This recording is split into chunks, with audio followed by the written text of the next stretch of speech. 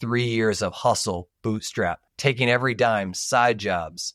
We largely had to burn all of our savings. It got so bad that at our 16 weeks, I slept in the back of my car in this like secure facility. And thankfully they had a gym so I could shower. I was told no by everybody, 60 plus no's. And sometimes you're an idiot no. We were just so small, nobody knew who we were. They didn't believe. The numbers went 1.5 to 5.3, 5 to 10, 10 to 20, 20 to 40, 40 to 70 and change, 73, I think. And this year we've, just sailed past 100. It's nuts. Welcome to the Product Market Fit Show, brought to you by Mistral, a seed stage firm based in Canada.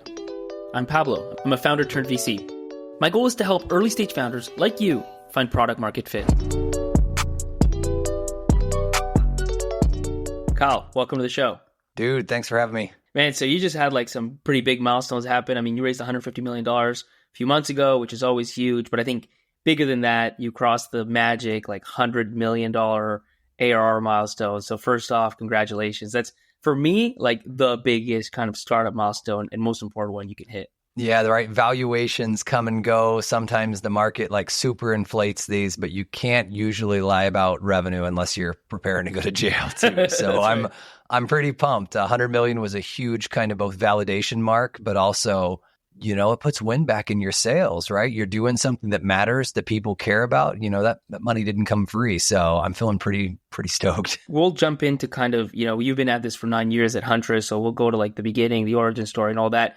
But before that, I want to go 9 years before that, because you spent 9 years in the NSA, right? Like doing kind of like cyber warfare stuff, which is intrinsically just like cool shit. So if you could just tell us a little bit like, what is that world like? What were you doing back then? Yeah, so I was a punk kid that was looking for opportunity, and I enlisted in the military into the Air Force at 17. And at that time, I was already pretty good, pretty scrappy, doing shady stuff on AOL and writing like software. What was nice is even though my first 3 years were pure Air Force, I got to start doing a lot more intelligence work after that. And so between like my active duty time and National Guard time, I did 13 years with NSA. And that time was all like, one thing most people don't talk about, even though it's not classified, just some folks get uncomfortable, is like NSA is an intelligence unit charged with protecting national security through signals intelligence. That means somebody out there is collecting sexy signals.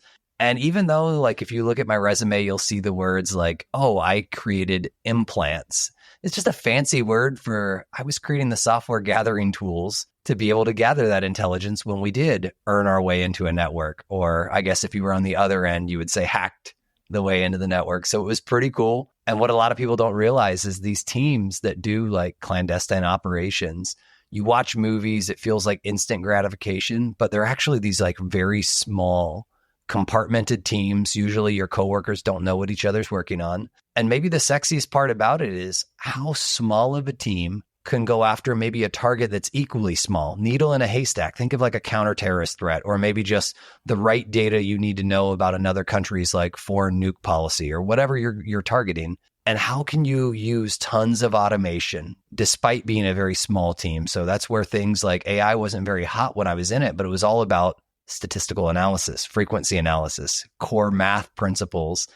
And so we got to use that combination of shady hacking skills plus massive amounts of data science, and it kind of kept me really stoked. I know you can't talk about the specifics you did, so almost like talk about something else, but like just give us a sense, like from somebody that's totally not in that world, like what sort of things are you doing to find what kind of information? Yeah. So I'll give you just a good example of like what we see in the current landscape, and you can kind of like put two and two together. So right now, almost everybody said, you need to have a complex password. You must have this, that, and the other. It turns out it is so easy now for hackers to gather your password. They dump this data in mass. So a good example, like I would create tools to be able to gather, for instance, credentials. And like nowadays, when we type into a website, we save it into the browser and it says, yeah, I'll save it here stored for you. The problem is if your malware is also running on that same browser, it's not hard to say, please give me all those usernames and all those credentials and anything else that's stored. And even though it's encrypted, since I'm running as you and you have to be able to insert into websites, I can decrypt it. And so what happens is when you end up with that type of data, like you see nowadays, even figuring out the signal and the noise, right? There's a lot of garbage passwords. I don't care about like your kid's Roblox account, right? I don't care about your silly, I don't know, maybe you're subscriber to Vogue magazine. What I want are the keys to the castle, right? And that's usually like credentials that maybe log into your multi-factor. Maybe that's stuff that logs into like, I always love Microsoft 365 and G Suite, right? Because so many of those, when you log in, you can log into multiple other websites.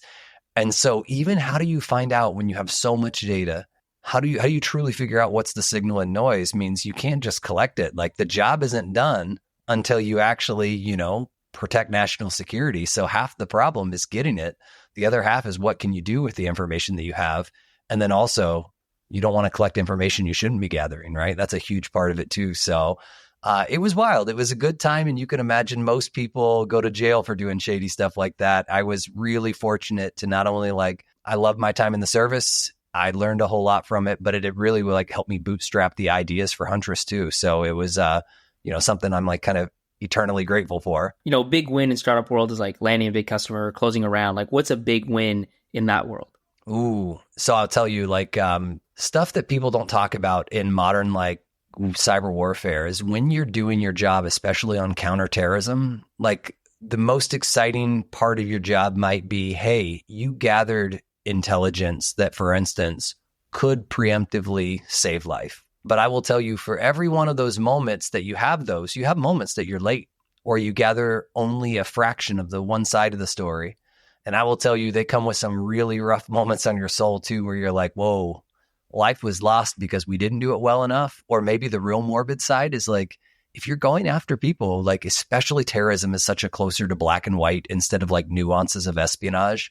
And imagine that world where it's black and white and you're like, okay, I got to gather this intelligence on this person. But by you gathering that intelligence on that person, the kinetic side of the military does what they call a kinetic uninstall. That means usually they dropped a bomb on a bad guy and then you have to kind of live too. You're doing your job in cyber warfare. And so I'll tell you, the best days were the days lives were, saved. That also might have meant somebody else lost their life that day. And I'll tell you, that didn't dawn on me. I started out a little bit more on foreign intelligence and then I got to support counterterrorism. And that was a pretty big shift in mindset of knowing whoa, I'm making a difference. But it was part of what led me to after, 15 years or so, 13 years at NSA, I started asking, how could I use my skills for good? I was just always hacking things. I didn't really have a huge challenge of getting into things. And I thought maybe I should be using these skills to help defend instead of just break into things. That's a good segue. How do those thoughts end up with you actually moving out of there and then starting Huntress? So they always start with cute ideas. So they were stepping stones. So I actually loved my work at NSA, but part of the mission change that I was supporting, I decided I was going to leave as we call it a blue badger. That's somebody who is a government employee. And I started becoming a contractor for a little while. And during my time as a contractor, I managed to get good pay, but it really was me filling butts and seats, supporting the mission, making good money. But it wasn't that personal itch that I need scratched. And so I started thinking through, if my job was lurking in these networks undetected for so much time, how could I catch other people who are trying to do my job, right? And even more importantly, people forget when you're gathering intelligence, sometimes many countries are trying to gather intelligence on the same target. So we sometimes might know that other adversaries could be on the same exact computer and we would see them and going, we know they're there, but they probably don't know we're here, right? And some of that's hubris too, right? You don't ever want to get caught. But I will tell you that started making me realize even some of the best hackers in the world can make mistakes. And so what if I took this idea of finding people that dwell in networks, finding their footholds that they just kind of lurk undetected? Could I make a product that complemented preventive technology, right? That's that whole ounce of prevention is worth a pound of cure. But if you think about in medicine, preventive medicine is early detection, right? It didn't mean it stopped you from getting sick. They found it before it became terminal and killed you. So that whole idea was okay, man, can I go and lurk on these computers and find somebody, even though they made it past prevention, could I find it before it escalated, before it got terminal? And that was an idea that most people thought I was crazy. These companies were all funded multiple billions of dollars in revenue. Valuations were definitely over $1 billion. Even for the startups they had raised, like Cylance had raised $100 million or so. And I'll tell you, that moment for me was a really good moment because it made me get really focused on who I was going to protect. Because if I was just going to be another enterprise vendor, like there wasn't enough green space in that world, right? It wasn't a niche market that I could make my own. And it was kind of the moment that made me realize I had to switch up my plan. So that's what gave way to Huntress. This is one of the interesting things, and I'm sure I'm not the only one, but like for somebody that's not an expert in cyber, a lot of these cyber solutions and like competitors that you would have mentioned like at the time, frankly, sound the same. It's like threat prevention.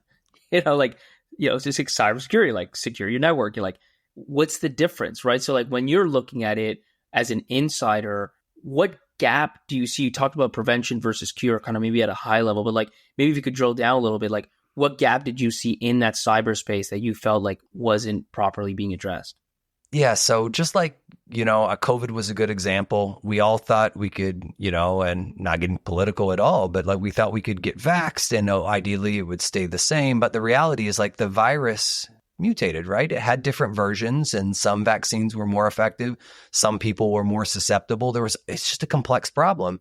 And it turns out hackers and malware are also complex. What most people forget that unlike the natural world, like if I tried to shoot a rocket right now, oftentimes we slingshot it around the moon. The gravity picks it up and sends it back, and we can predict where it's going to land. That's how we get folks back and forth between like the space station. The difference is the moon isn't trying to like move. The space station is moving, but it's constant. It's not just like jumping here, there, everywhere. Most people forget cybersecurity has another human on the other end, that their whole job is to mutate just like that, COVID virus. And so every time you see something, it might be slightly different. And if it was just different and enough to be able to slip past all those like really well done patterns that it was looking to find bad stuff. And even if it was bad and could slip by, the idea was, well, they still have to like get inside, figure out, just like an immune system. Let's attack the heart, right? Let's attack the lungs. It's got to figure out the stuff, for instance, to deliver the damage. Well, in these businesses, you got to find the data. You got to understand how the system. You might have to go from a normal user privilege to an admin. And all those, like, even though like the mantra in 2015, when we started the company, it was like, hackers only have to be right once. Defenders have to be right always. And I thought about that inverse and I was like, wait, hackers only have to be wrong once for a defender to succeed. And so my whole idea was I was going to find what slipped past the behaviors, these footholds, things that I used to do when I slipped in.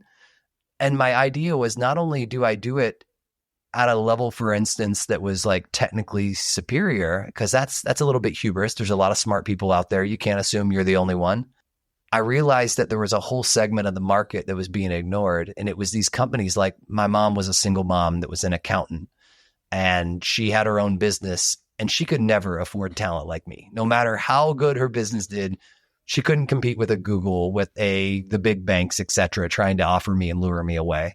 So I thought, what if I took my skills and built a product, finding this thing that nobody else kind of thought like it was still valuable to find things after somebody gets in?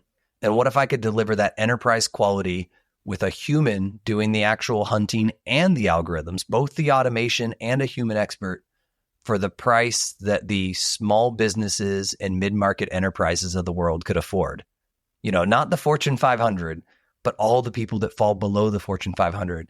And it turns out not only does that market, it was the perfect time because hackers started going after small and mid-sized businesses. It was the right product at the right place at the right time. So there is a little bit of luck in there that people like sometimes give me a lot of credit for predicting. But to be honest, I had preparation, but the opportunity also found me. So you decide to kind of give this enterprise tooling to, let's say, the SMB market. Do you go at this alone? Do you have co-founders? Like, what's the setup? Yeah, right. So I started thinking, how was I going to do this? And so I convinced two of my friends at NSA. I said, let's do this idea. And one of them that was probably the most technically proficient, like I'm good. I like literally me and my co-founders won the World Series of hacking. Like we've got skills, but this guy's even better than me. And he's like, listen, Kyle, it can't be this easy. But I had this idea. It had to be a product. And so we started testing. We started testing on real data. We actually got to go to a cybersecurity exercise where people were doing like offensive hackers versus defensive hackers. And we could find stuff that other people were missing. And with that validation, we ended up actually pitching as a small group of founders to this, they call it a startup accelerator. That's people, right, that help you grow your business and learn how to grow an actual software company instead of like services that I was doing for the government. And they gave us a $50,000 check. And that was enough to convince my co-founder, Chris, that not only like, let's go, he's my, fellow board member. He's the CTO at Huntress, and he's built a lot of the, craziest technology that he used to focus on offense. And I think now we protect about 150,000 businesses with that tech. So it's pretty crazy. Something that was just an idea, circling the right friends and enough kind of conviction to weather it all. And 9 years later, here we are. It is wild. And honestly, like for me, that's the part about startups that is the most fulfilling, like is seeing your idea become reality. And in your case, in a big way, right? 150,000 companies relying on your product to stay safe effectively. So you have $50,000, you have a co-founder. I'm sure you guys are really good at product, but there's this whole other side, right? Like you actually have to go to market. An SMB going to market, not easy, right? So how do you start approaching that? And how does that pan out? And by the way, cyber SMB, even harder because like they probably don't even know what you're talking about. So you have just said all the things that I wish I would have known on day one. I might have been like a cyber big brain. I was not great at the business side. And so no joke, I just adopted like curiosity. I was going to ask, I was going to talk to people. I was going to listen though. More importantly, I wanted to hear what people had to say because I knew if I asked them, do you have this problem? They probably wouldn't know what I was talking about. So I would go and sometimes lean in through like education, doing presentations, calling local businesses. And I've told this story before, but I will tell it here just for this audience to, it's nice to hear the vulnerable sides of it. My first 5 phone calls were to like local businesses of credibility, but they were still in the grand scheme of things small, right? They're not, doing billions of revenue. They're, doing millions. And they no joke. My calls were always sounded something like this of like, hey, I'm Kyle. I actually am a military member that just left. I'm notable for, being very good at cybersecurity. And I've got an idea that I'm hoping to protect businesses like yours. I'm not trying to sell you anything. I'm just looking to learn more about the problems you have. I think I can help find hackers that slip by your prevention. Does this like even scare you? Are you bothered by hackers? Do hackers even cause downtime? And they were like, I like your idea, sir, but like we don't even have an IT department. It was so bad. Like exactly. I didn't even know, right? I didn't even realize these companies had nobody. There was nobody technical, right? I was talking to like the paralegal at a law firm or, somebody who was the most junior accountant in a firm of CPA. It was so bad. It was so embarrassing. And by the way, I didn't catch that even though like, I think it was 5 or 6 times in a row. Like, I don't mean like over 2 weeks. I mean, 5 or 6 phone calls back to back to back. They were like, we outsource IT. And then all of a sudden I was like, why am I not calling these people they outsource IT? And it turns out the investors and folks who were not a fan of this SMB go-to-market strategy, they were like, there is a reason everybody's in the enterprise. Good luck. Usually the 2 biggest companies in the world are people who go B2C, right? Business to consumer, who sell things like iPhones and apps like Spotify. And then there's folks that sell to big enterprise. And they're like, look, there's a reason people aren't successful this way. Yeah. And a lot of the SMB is kind of like bottoms up, but like things that people are already looking for, right? Like, whatever. I mean, Slack, they know the pain point, anything, right? They know the pain point. I got to file taxes. I got to buy QuickBooks. That's right. Obvious. Exactly. Yeah. So if you can't tell with my tone of voice, I didn't get this right. But when I started talking to the IT outsourcers, they were like... These are like MSPs, right? Yeah. They call all kinds of different names. Some were MSPs, managed service providers. Some would add an extra S, meaning they did like the security side, managed security provider. And then the other ones that most people don't know of, but they're important to talk about because it shows how many different flavors support the small and mid-sized businesses of the world. A lot of people know VARs, value-added resellers, but some of these folks were like printer copier dealers that they would sell you that big copy machine and then provide like outsourced IT. Other people were like small telcos and things that you wouldn't even think, but they are providing IT. And so I realized like, whoa, these are my people. And when I talked to them, they were like, every time we have a security incident, we know that it's painful, but it actually costs us real money. It costs us time because they're charging a flat fee. And some of these people, when they had a security incident, they would actually go negative on that client for the month. And then they have to have enough other clients to like amortize or average it out. What would be a standard like security incident that they might be So dealing this with? might be somebody like, hey, you fell for the cute. What's going on, Pablo? I love listening into the podcast. I've got a couple ideas. I want you to check this out. I threw it together in this PDF, but if you can't reach it, here's the URL. Both of them doing shady stuff. You fall for the darn thing. You click it because you're interested. My favorite, by the way, is usually it's HR opening up resumes because I have to open those things. They open the attachment, the hacker gets in, and then you forget they're running as you. So they can do everything you can do, right? That means they can see every file, every share. That means they can go and see every keystroke. They can dump all the passwords like I made that example earlier. And then they just start spreading. And once they know your network, they use those credentials and they encrypt or they take down all the most critical systems. So like if you're a manufacturer, they don't actually go after the manufacturing facility. That's too complex. Go after the scheduling software. And then you can't schedule and deliver whatever you're manufacturing. And so you'll pay just about anything to get back up and running, right? If it's And is that usually what it is? It's like a ransom kind of, that's the playbook? Like yeah, that the Bitcoin nowadays, thing? that is definitely the best way to make money is to extort. And sometimes, by the way, they don't even have to like steal the data from you. They can extort your reputation. Like if they find out you're regulated, yo, Pablo, I found out that you have report to the government or whatever. And part of that means you have to safely protect information. So I'm going to let you know you're going to pay me $150,000 and you've got 3 days to do it. You're going to pay me in Bitcoin. You're going to have to figure out how to even do that. I'm not going to help you. And if you don't do that, that's fine. But I'm going to send all the data that I just stole of yours straight to your regulator. And your fine is actually going to be way bigger than the $150,000 fee you're going to pay me. Crazy. It's ruthless. It is absolutely ruthless of how well they get to know your business. And so if you could imagine any of those scenarios that you could get ahead of a cyber criminal before they could learn the network, before they could fully extort you, before they could encrypt or take away or deny you access to like payroll or scheduling, that's a win. That's like finding stage 0 cancer. It sucks that it happened. It sucks you got sick. But more importantly, you found it before it was terminal. And that's when I realized I was solving not just a cybersecurity problem that geeks love. I was solving a business problem that had real financial, benefit. And it turned out these partners, I didn't realize it, but by not coming in there and promising them like magic, but coming in there and saying, look, I'm really good at this, but I'm looking to make you the hero. You're the IT expert. I'm the security expert, but those are your customers. I'm going to help you whether you have 20 or you have 200 customers. I'm going to make you look like a rock star. And on top of it, I'm going to help you make better margins by both protecting the amount of service delivery, right? So your number of hours are under what you're charging. But more importantly, when you offer additional things like cybersecurity, you can make margin on it. And so I was winning with these service providers. They could not only help me get over that big objection that they were like, how are you going to go, investors saying, how are you going to reach the long tail of the market? All of these, people estimate like in the US based on census data, 30 million plus SMBs in the US alone. Worldwide, they estimate, somewhere between 300 and 400 million. And I was like, wow, this is bigger than the Fortune 500 companies. If I could really crack this and find a partner that I can make them win, but stay in the background, make them again into the hero. That could be a real partnership where they don't just treat me like a vendor, but they treat me as a real partner that we're in this to win-win. And then the end customer is also winning. They're safe, they're protected, they're resilient.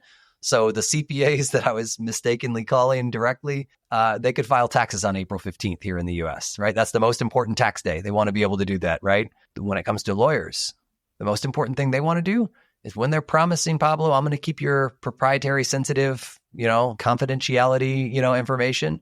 They want to keep it private. And so hackers will actually go after law firms and say, oh, you have this under client confidentiality, but I got it now. What are you going to pay me so I don't go to the opposing counsel and share the stuff that's most damning? And that's wild. That's the stuff that people don't even think about cybercrime. So if you can't tell, by this time, I've now gone from 2015, building tech, had an idea. That took me all the way into 2018 to figure that out. 3 years of hustle, bootstrap, taking every dime, side jobs. So in the meantime, you were dealing direct to SMBs those 3 years? I wasn't even really making money. I was building the software with my co-founders. We were kind of going to trade shows. We were measuring revenue in monthly recurring revenue. We're talking about every single month we had a board and it said, hey, if we don't hit this number, we're going to have to lay off interns. We're going to have to not take salary. And it was a long time. Me and my what were we co-founders talking about? went Yeah, years. sure. Like if you don't mind sharing those, like 2015, it takes a while to build even the MVP of this because it's a pretty sophisticated product. But then once you go to market, what's that ramp like year 1, year 2, year 3? So we're talking about we didn't even have first real. So if we founded at the end of 2015, first real customers started showing up at the very end of 2016. And by real, I mean they were paying, but they weren't large, but they were influential. They had people on the staff that could help me build better product and help me Still overcome. direct, by the way? That was like direct SMB Still, customers? I was working with the MSPs, but again, the MSPs, people forget, when you go to a managed service provider, you might only land one of their 200 customers. I see. You don't guarantee to get all of them. And so you can imagine they would help me as a partnership, and we'd take down one or two at a time. So it felt direct. The revenue looked direct because it was so small. Crazy. But we weren't killing 200 businesses at a time, but they were giving me feedback. I was working for free in their office, like learning their life. And what's crazy is if you just, again, zip your lips and listen, not to the answers of like, what products do you need, but listen to the problems that they have. Then you can start imagining things like, instead of falling for the faster horse scenario, because that's what you'd get if you asked them what products you need, but listen to their problems and imagine what would life be like if they didn't have it, and then build what is needed to deliver that. Man, things started growing gangbusters. So by 2016, we started going from like thousands of dollars per month, which was not enough to even cover like our insurance, let alone like a place to work and live. We started getting it into like tens of thousands per month. And by 2018, we had enough capital to be able to convince an angel group to write us our first $750,000 check. So it took... And you're doing what, like $1 million in revenue, like annual revenue at that point? Not even that. No, I think by this time we were probably a couple $100,000 in revenue. Enough that we could stay default alive, but we couldn't even invest in sales staff. We couldn't invest in better marketing. We couldn't reach clients better. And more importantly, we needed to hire more folks for R&D. We also learned a really rough problem, which is finding the sickness, right? Finding the virus, finding the hacker was only like one step of the problem. What we learned was they don't have great IT people standing around to be able to do the cybersecurity stuff. They have really motivated junior IT people. So we end up realizing the real answer to Huntress wasn't just building a product. It was, how do I build that enterprise quality tech? And then the problem we learned in 2016 and 2017 was it needed to be fully managed. A human had to be delivering the value. So if you just tell somebody an alert, you're creating them work. But if you deliver them the whole playbook, the whole recipe, and you take care of it for them, or for what we had at the time was a little button, you click the button and it took care of all of it for you. And that's automated, or that's a human on Huntress payroll? It started out as a very, very manual, and then it moved into more and more automation. So that's that bootstrapping. So we literally, like, we're still improving this, even in 2024. So you're literally, I mean, if you actually think about it, like an SMB is paying what in general? Like a few $100 a month? Oh, if that, yeah. Yeah. Most of our MSPs, even today, like we're talking, when we land an MSP today, the average sales price, annually is $10,000 a year. So at this time, it's hundreds of dollars. So hundreds of dollars a month to have like NSA level, like decade, like best hackers in the world, like literally do cybersecurity for them. That's just insane. Yeah, that's crazy. And so we had to adopt those NSA principles. How could we be this small elite team going after needles in a haystack? And it turned out the answer was tons of automation. And so, what's crazy now? Like, Pablo, you nailed it. So at that time, 3 founders doing manual searching and reporting on these computers, super inefficient. Today, our automation is so good, and we still need humans. Humans are key, because without them, all the automation, I drive a Tesla. That thing tries to kill me at least once a day, even with the best AI. It's not perfect. Neither is cybersecurity AI. It is okay, but it is nowhere close to the quality of a top quartile, 25% or top decile human. They're just not a comparison. So, and today we're so good with that automation that even though the automation's got better, with humans in the loop, one human can actually protect 300,000 computers at Huntress right now. Oh, wow. Efficiently. That's not like, we can protect it with like seeing through like, one eye, closed or whatever. That is, we are wrecking hackers at scale. One human, 300,000. And is the simple way to think about it that automation takes care of like X% and the edge cases surface up to that human, or is it not really working That's way? a great intro, right? Yeah, that's it. Automation trying to take care of the masses. So only the humans are going through the hardest problems, the things that only humans are good at. But the more important part is when humans find something the automation missed, we have a separate team. And this is why we had to raise a little bit of capital, a separate team that does what's called detection engineering. And they say, why did our automation miss that? Let's make this a perpetual loop. So every single day, and that's what most people forget about hacking. No day is the same. It's just like how, again, sicknesses and colds, they mutate and they become different. Viruses and humans and hackers change hourly. And so our team, no joke, every single day, every minute, every hour of the day is saying this new thing came by and slipped through the automation. Let's build new automation. It's a living machine powered by human expertise, delivered at the price that these mid-sized businesses and small businesses can afford. So that was the magic. It was figuring out the delivery model, figuring out like the margins, because you could imagine we were losing a lot of money with 3 NSA experts hunting 20-person companies. Like that was not a good business model. And as a result, you could imagine most people were not interested in giving us capital at first. You got $50,000 from an accelerator. You are going for like 2 years making, $1,000, $10,000 a month. How do you even keep the lights on? Like, what are you doing to make things work during that time? I mean, we largely had to burn all of our savings. It got so bad that at our make or break moment was November of 2016. So we had been going for a year at this point. We still had no customers. This is about the time we get our first customers. And we put all of our money, just like you'd go to Vegas and put it all on red. We see that there's this trade show focused on managed service providers. It's in Florida, and supposedly 2,000 of these service providers. So we're doing the back of the napkin math, and we're like, say the average service provider only has 20 times 2,000. Okay, that's enough. That's enough to take an investment. And so we took our last $25,000 and we sponsored the trade show. Tiny, the smallest booth in the place. We felt like a startup. And so there was 4 of us at the booth that worked it, I think 9-10 hours straight, pitching, doing hacking demos, showing, laying it all on the line.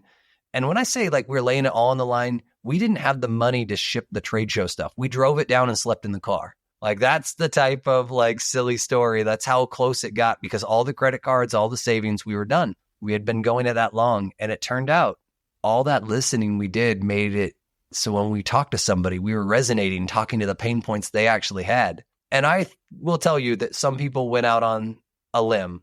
They were like, you're missing like 4 of the 5 things I actually need.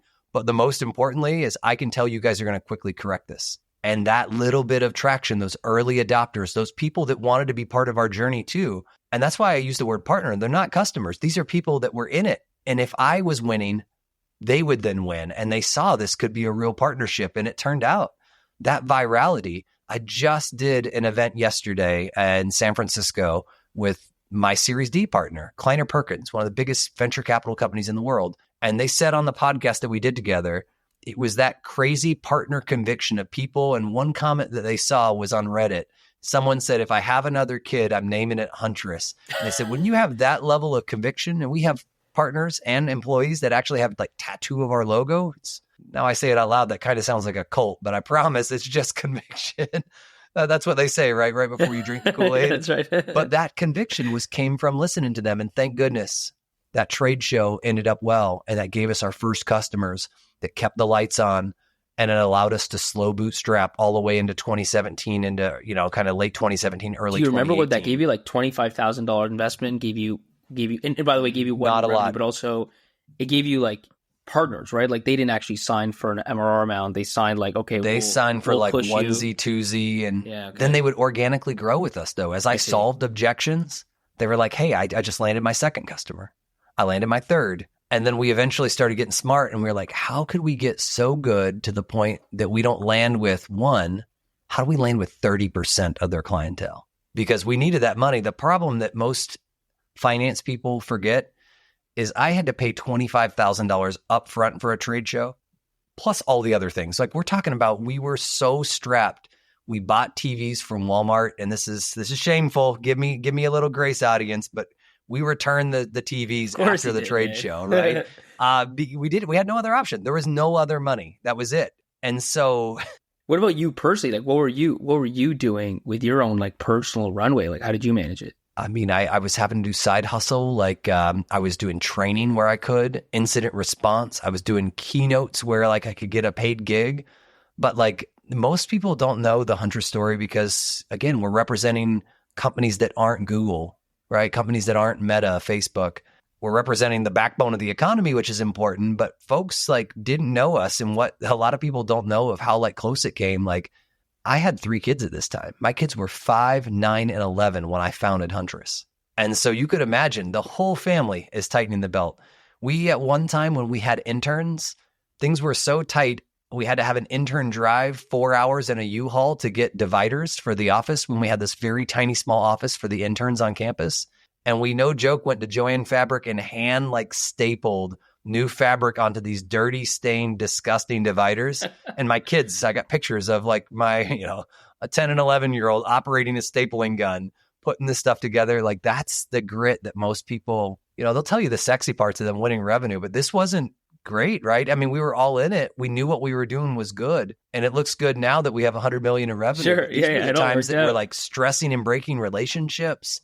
Kids I think you had, was it you that you told me you had a co-founder that like slept in a car or something like that, or like used the gym shower or something? You can't go on record about this stuff. Yeah, that was me actually. So at Mach 37, remember that 50K? Yeah. That 50K that they gave us, most the other founders, if not all the other founders, put themselves up in a hotel or, temporary lodging. We were like, we got to stretch this 50K as far as it goes, because who knows when there's going to be another dime. Everything else has to come out of our pockets, right? And so, 16 weeks, I slept in the back of my car in this like secure facility. And thankfully they had a gym so I could shower, because it would have been real gross. And then I came home on the weekends to see the family. My biggest question is like, besides like, I mean, it's always, I always ask, because like, I think the details make the stories, and just the stuff you have to go through is a huge part of the story, and everybody wants to hear the grind. But like, one of the big questions I have, especially for you guys, having, it's one thing when you're like 20 years old and you're doing this stuff and it's kind of like cool part of the culture. In your case, you had kids, and not just that, like you came from a place where I'm sure you're making like really solid income. And I had options to go at any big bank, any big tech company to hire our tech talent. I'm sure like that wouldn't have been a problem. So I guess my question is like, and it wasn't, your story is one where obviously everything works out and now it's just like, it's huge, probably beyond what you could have imagined. But like, it took a long time. During that time, did you ever think, I have to imagine you did think this, what kept you from just being like, what am I doing? Like, let's go make $500,000 or $1 million or whatever it is, like at any of those moments. There were definitely like, I know some founders are like, I never lost conviction. I mean, we had bad moments. We had a founder, for instance, that just wasn't in it. He was a guy that actually worked with me at that defense contracting company we started, doing the butts and seats contracting I mentioned back to NSA. He didn't make it 13 months in. He had to go back to that work, and we decided as a group it wasn't the right decision. Like that was rough. Like losing your ride or die, somebody you'd work with and even started another company with. Like that's still one of the moments that I hate the most about the company, but it was the right decision. So you can imagine if it wasn't for 2 things. The first one was like, I read a lot. I'm a huge like consumer of podcast and knowledge. Like I really believe being curious and learning quick is one of the biggest differentiators you can have just as any person. And so as I was reading books and things along this lines, it was talking about the importance of a good mission. And it took me a while to figure out exactly what we were doing, but I knew what I was doing was keeping people's lights on. When big enterprise gets hacked, they call in an expensive incident response team. Insurance comes in, takes care of it. Great. Small businesses, like if you can't run payroll for 2 pay periods, people quit their jobs and go. They don't have that type of money in the bank, especially the average business. So that type of conviction of knowing like I was doing something good that mattered, it was the same type of like conviction that made me feel so good about like protecting U.S. national security and protecting Americans, both local and abroad, and just democracy. Like I believe that. I've been in the military since 17. I truly believe we are here on earth to give back more than we take. And that mission kept me almost every time that I thought I was ready to throw in the towel. But multiple times we actually said as founders, like, is this it? Do we do it? We even at one time had our friends at a bigger company. We considered acquisition to the point that we were actually flying to their office and decided, all right, we were going to sell. But thank goodness it didn't turn out that way. But it's crazy. This is what makes startups like so hard and so interesting, right? It's like, first of all, even the startups that get massive, like you guys did, sometimes go through like very, very close to death. And the second thing is like, like some people could look at this and be like, okay, cool. Like I should just never quit. But like sometimes the thing's really not going to work and you should quit and you should take that acquisition offer. So it's just so case by case just hard to figure out. And that's just part of And what you're the right, game is. knowing when to say no. And I will tell you, for anybody listening, this is my favorite part about this podcast, right, is learning from people's lessons. I know everybody says fail fast, fail often, but no, like stand on the shoulders of other giants, learn from their failures, make your own unique ones. Knowing when to throw in the towel is so important. And one of the best indicators is the flywheel. If you're doing one-off things, one-off detection, if it was one single human per one company, that would never scale. But when you're building that flywheel, that's perpetual. I can take this many and predictably each month get a little bit more customers in the top of funnel. This month have a little bit better conversation. This month land a little bit more customers, right? Well, not just the number of logos, but remember the percentage of adoption. I was starting with like 2% adoption or 5% adoption, and then I got up to 30, 50. Now sometimes I have deals that we're just 100% right off the bat. And it's still not perfect, but that's a good example. That flywheel is an indicator that you're onto something that's perpetual. What happens, unfortunately, is most founders, and I say most founders because most startups just unfortunately don't work, and they definitely don't scale to, the lucky size we managed to be able to make it. But they don't look at those indicators, and they mistake one-off things as recurring things. And I've seen this maybe 2 or 3 times where founders should have pivoted years before and just suffered. Their families suffered. The employees that weren't founders, who had less equity but were in it for the mission they believed, they didn't know the risk. They didn't know things weren't repeatable. And so I put a lot of blame and a lot of respect too on founders of like, you have to lead the team from the front. And that means knowing when to, what's that song? Know when to hold them, know when to fold them. And I think from my side, looking in, like I think you had, besides the fact that you had a product that solved the problem and was differentiated, 2 tailwinds you had. One of them, which we talked a lot about, was this like expansion, right? Like you consistently had expansion in your MSPs, and that's like a huge tailwind that makes it easier and easier over time because it creates this kind of flywheel motion. You also, and I don't know to the extent that you were aware of it at the time or not, but you had a huge market tailwind, which is like the MSP space, as a whole has just exploded. So like those 2 things were, helping you kind of putting, I guess, this wind behind your sails where it even though it was really hard at first, it only gets easier and easier and easier. And all of a sudden you start really feel this sort of momentum. You have headwinds just about everything. And so anything that you can find a tailwind that is there. And I will tell you, I took some of that for granted, especially it did not feel like I had a tailwind during COVID when all the SMBs got crushed. Think about all the smallest businesses closed up shop, right? The economy stood still for multiple quarters. Even the big companies struggled. I didn't feel like I had a tailwind, but it turned out. And for any, entrepreneur, anybody who's hearing these stories, even though it's still fairly unproven that you can make massive businesses on the small and mid-sized businesses, think about like Shopify, that's a good example.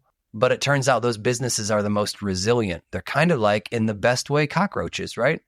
Really hard to kill them. And even though they might have to go into hiding, or they might even have to like shrink in size, they'll get big again and they will come back. And that's one of the things that, like, what can you not love about an underdog story? Like watching these businesses go through everything. And on that end, we offered tons. I think as a company who hardly had money, like we when I say hardly, like we had runway that was measured in months. It wasn't even in quarters at sometimes, but we were given like hundreds of thousands of dollars of payment relief because it was the right thing to do. And if you have that type of empathy and that type of caring and get to know, like, treat your partner, even though I don't know every customer, I don't know my 150,000 customers, but I do know my 5,000 plus partners. And the direct side of business who won't work through partners, I know them well. And what's nice is when you have empathy and you take care of each other, like people remember that. And I couldn't have got to 100 million without them. And in a lot of ways, some of them couldn't have got their growth without me. And that's like, I don't know. That's the type of, just tailwinds entrepreneurs have to look for. I was too, oblivious. I'm going to use that word because I think it's the right word, that I was even getting these benefits. But I'll be darned, that expansion, now that I've had to learn finances really well as a tech guy, net dollar retention or net revenue retention, if you don't have that land adopted, expand, and naturally growing, which ours grows 140% at crazy. 12 months. That's huge. Crazy. Yeah, massive tailwind. I mean, just the simplest way to think about that is almost like if you do nothing, and I know it's not fully true, but like if you do nothing, you grow 40%. that year with 140% net dollar retention. So like, you just got to add 60% to get to 100. Like that makes things, that's the tailwind. Like that's clearly, sailing your wins that just keeps you moving forward without much effort. And it just grows over time. Yep. Yeah. And again, can't miss those. Even better if you can actually spot those and use them to your advantage. So let's go back to, you raised that $750,000 in 2017. Still early days. You got a few $100,000 in revenue. What starts happening then? Do you start feeling like things start to get easier at this point? So we start feeling that we have it solved. We're like, we have a flywheel. It's a really big TAM. Customers are adopting more. Not just our partners, but the partners' customers are adopting more. Our products are getting better. People are really happy. Retention now, we've had customers long enough and partners long enough that we're finding out people are renewing, always over 90% renewal. So we're like, that's good, top decile, metrics. And so we're like, it's time. We think we can do a Series A. Turns out, even though we had conviction and felt we had data, nobody else agreed. I was told no by everybody, 60 plus no's. And sometimes you're an idiot no. And we were so odd. We were a Maryland-based company. Yeah. We weren't from Silicon Valley. That was actually a real thing. I wasn't the best at pitching this. We were headquartered in Maryland, but we were fully remote, which was also weird. Okay. So think about this 2018, fully remote. I actually had some people that were like, if I give you a term sheet, it's going to have the requirement you're going to go headquartered together. And I was like, no, you don't understand. You want to be able to hire anybody. If you want the best talent, don't make them work around you. Don't make them move to you. Support them where they are, and we're not going to go around the world, but we're going to go to very specific geographies. That was a strike. Being from Maryland, and like, even though I had the tech savvy, I didn't really know how to speak the Silicon Valley savvy. That was a strike. And then going after the SMB again, 3 strikes, I'm out. It didn't matter. And I wasn't the best at pitching this, by the way. And so what's really cool is I seized the opportunity. Like, I am super competitive. And so I just took each one of these like L's and was like, all right, I'll turn this into a W, right? Enough of these L's, like kind of W it up. So I really was. I was like, I'm not going to fail at this. And we had some bad rounds. Like, what I mean by bad rounds are times that people verbally committed but fell out. We even had some investors in the first round that didn't follow in the second round. That's not a good look. People do not like that. They like to see you want to stick on board, but they got it wrong. But that was like fuel to you. Like it kind of fueled you to have that many people be like, nah, it's not it was a roller coaster. Some of this would take the wind completely out of my sails and make me feel like crap. Like, I'll tell you, like, I've multiple times like struggled like on the emotional, like mental health side, not to the point that it killed me, but at the point that I doubted myself. I didn't realize though, it was kind of like, trial by fire. It was hardening me for what was going to come for the future. So even like after I've been through that, and you throw COVID, that's why some of the team asked me, they're like, you're at 100 million in revenue. I was like, I stopped counting revenue. I talk about how many companies I can protect. And I'm looking out there and going, I've got 150,000 of 30 million in the US. I'm just getting started. Like, and they ask like, how can you be so sure? And I'm like, I've gone through it. Like, I've been through those. I can figure out these next problems. But going back to that investment story, I needed Series A. I needed capital to keep doubling down on R&D. I wanted to grow. I needed to grow a better sales force. We were just so small. Nobody knew who we were. And they didn't believe. And so I had to take a bridge round with some of my most trusted angels, the people that really believed, the diehards. And for that reward, their investment, if you take a look at what the return is now from 2018 to 2024, it's about 140x return. Wow. So that's sometimes what conviction gets you, especially if you can find the right team. And what's wild is I went from at that point from 1.5 million in ARR, so annual, in 12 months I went to 5.3 million in revenue. Boom. And then you could imagine I suddenly had term sheets instead of valuing me at $3 million. I had term sheets that were valuing me at 30, 40, $50 million. And that began what started to become easy. Like last night, I was at I told you I consume a lot of content. So the team, I'll try to avoid the plug, but one of my favorite podcasts for learning from good entrepreneurs is Acquired. Yeah, of course. And that podcast is just dope. They're the absolute kings. So they had a physical event last night in San Francisco. Oh, you were there? Oh, I was there. Sick. So I was there, and they had literally the founder of Spotify. They had, obviously, Mark Zuckerberg was the main keynote. They had the founder who did a recorded video of NVIDIA, right? Jamie Dimon from JP Morgan, like real players.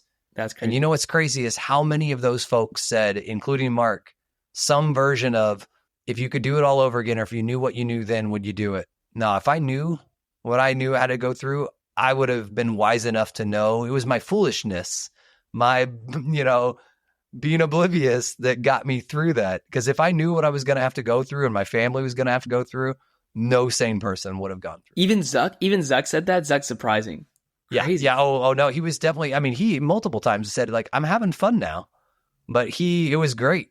How many times he alluded to like, especially like most people forget, like Yahoo tried to offer them $1 billion and his, executive team and board tried to fire him. Like most people forget that story, but that happened. True. So like it was actually really reassuring to me, almost like from a confirmation, maybe even confirmation bias, but to hear like multiple founders say, it was fun. I missed the early days, but I don't know if I would do that again. I just hope that gives both folks like the reassurance that sometimes the grit pays off and sometimes you got to know when to fold them. Yes, no, 100%.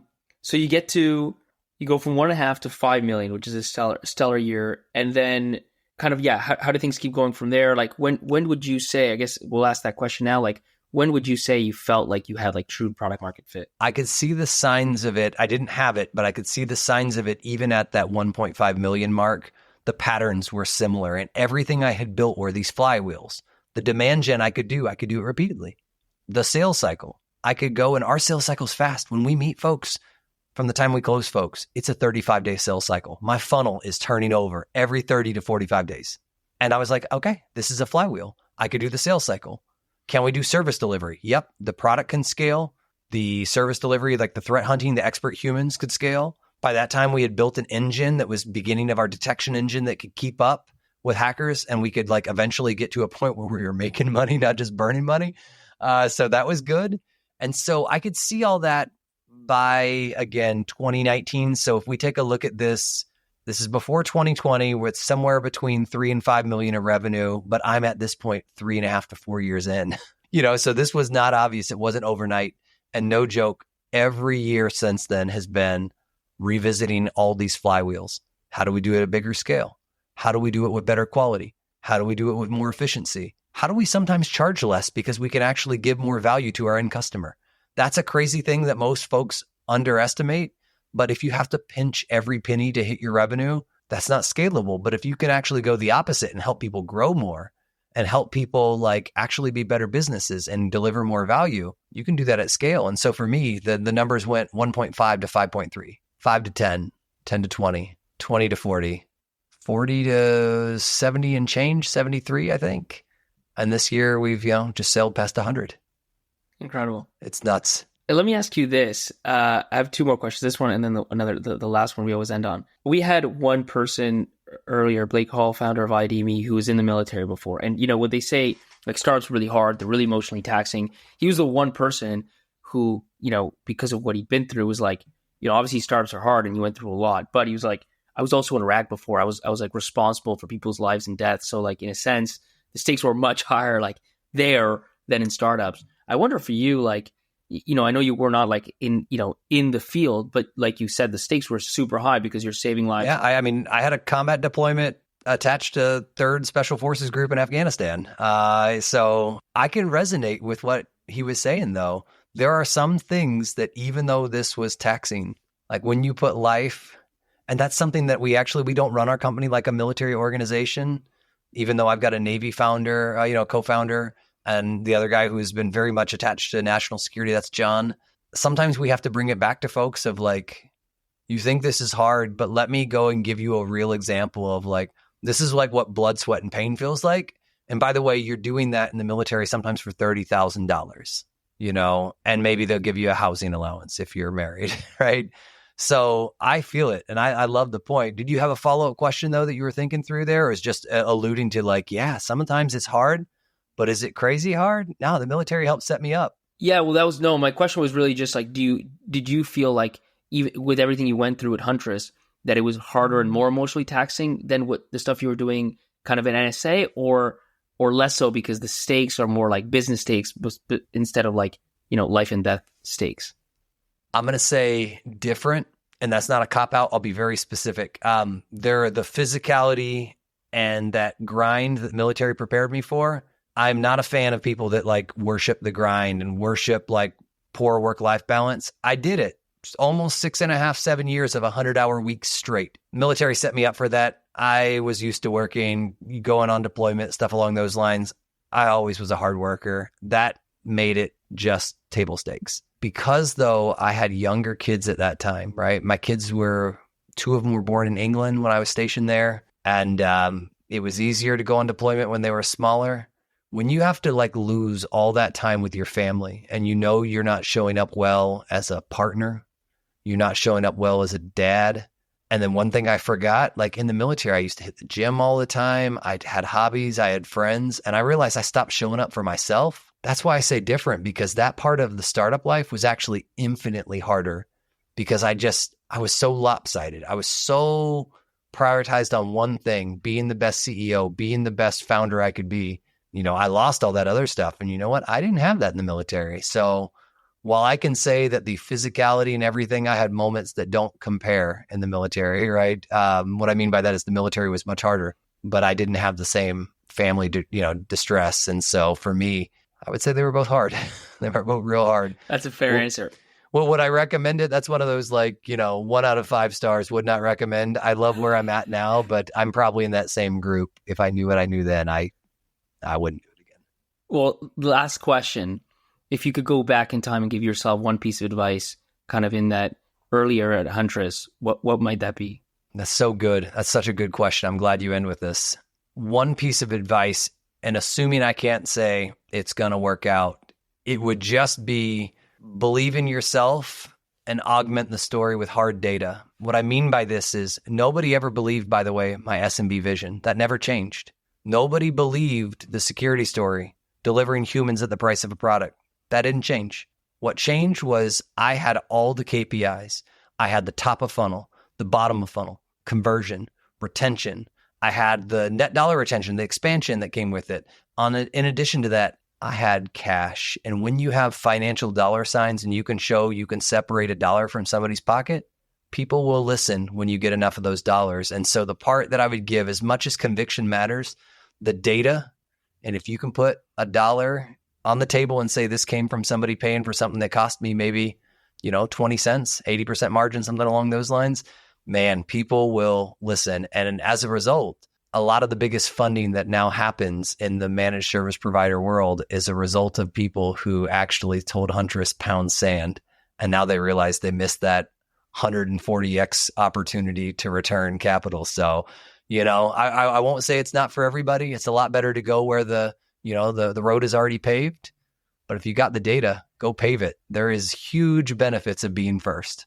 Awesome. Love it. Kyle, this has been absolutely amazing. Thank you for jumping on the show. Dude, Pablo, thanks for having me, bro.